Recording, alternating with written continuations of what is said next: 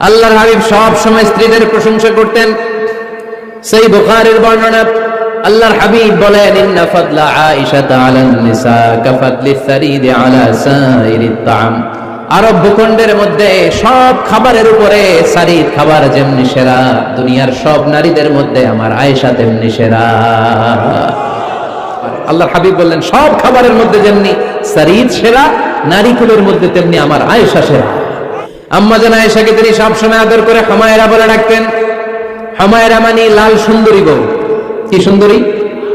আম্মা জান আয়েশা রেগে গেলে গাল দুটো আনার ফলের মতো লাল হয়ে যেত, এজন্য ডাকতেন, ও আমার লাল সুন্দরী বউ। সুবহানাল্লাহ কইতে পারলেন না? আবার আম্মা জান খাদিজাতুল কুবরা তাহেরা রাদিয়াল্লাহু তাআলা আনহার ব্যাপারে বলতেন, ইন্নী কদ রুজিকতু হুব্বাহা। সহিহ মুসলিমের বর্ণনায় তিনি বলতেন, খাদিজার ভালোবাসা আল্লাহ তাআলা আমার হৃদয়ে রিজিক হিসেবে দিয়েছে।